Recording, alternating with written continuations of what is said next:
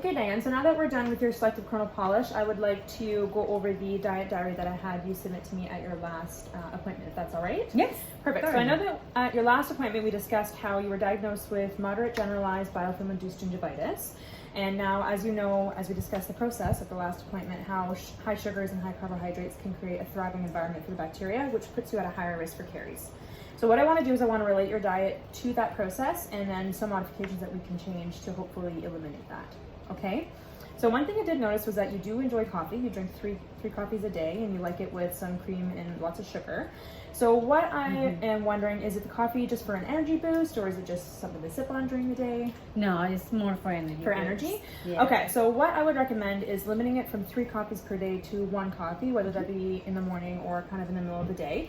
And then maybe instead of having so many sugars, maybe substitute it for sweeteners. And if you need that energy boost, apples have actually been proven to give you that energy kick that you need so you can have an apple instead of a cup of coffee, if that's something that you're interested in. Yeah. One other thing I did notice was that you do enjoy your glass of fruit juice per day and iced tea is your go-to. Yeah. Now, iced tea is actually very high in sugar, so what I can recommend is maybe switching to a flavored water. There's lots of Crystal Lights out there. There's little Mios that are virtually sugar-free.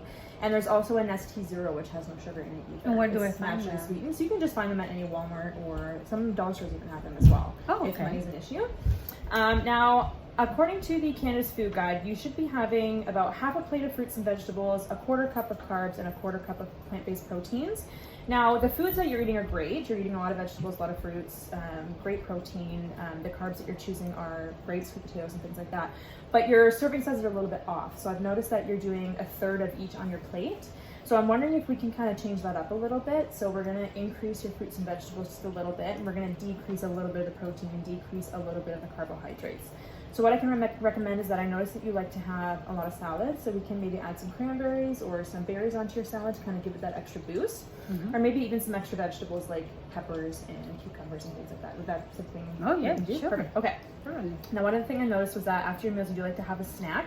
You do like licorice and the real fruit gummies. Yeah. So those can I actually... can do it once in a while. So those can actually be, because they stick to your teeth, they actually increase your caries risk because they sit in your oral cavity a lot longer.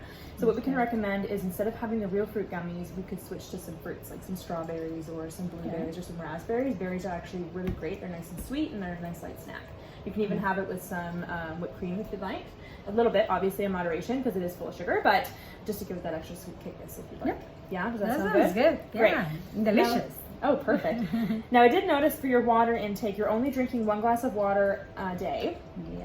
And it's generally in the morning when you first wake up. So what I want to recommend is if you can try and drink a glass of water after every meal, because not only does water add minerals back into your body, but it also helps cleanse your oral cavity after meals to kind of get rid of any debris that may be hanging around in there. And how many glasses should I drink? So I've noticed that you're between your meals and your snacks, you're having about 5. You're eating about 5 times a day. So if you can have your glass in the morning, and then try and aim to have a glass after every meal or snack, and then we can reevaluate at your next appointment and see if you're getting your recommended water intake. Sounds good. Okay, perfect. So obviously water does not eliminate the need to brush and floss. That is still very important, like we discussed at your first debridement appointment. So if we can keep up with that, because I know you're doing really great, I'm seeing a lot of progress.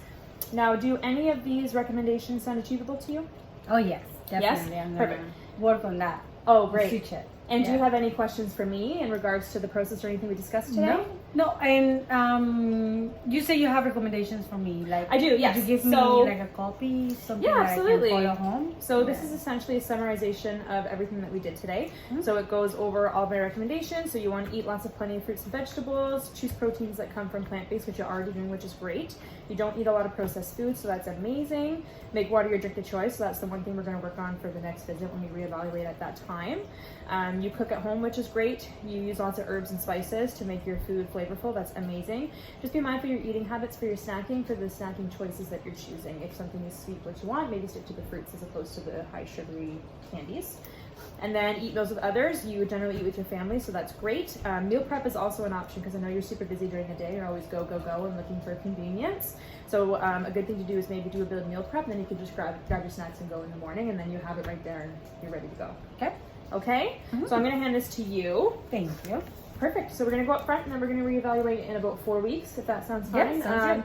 About 3 days before your appointment, I'm going to call you, and if you can just do one more diet diary based on the recommendations that we talked about, and then we can kind of reassess at that time and go from there. Okay. Does that sound great? Sounds great. Okay. Thank We'll see you then. you. Thanks.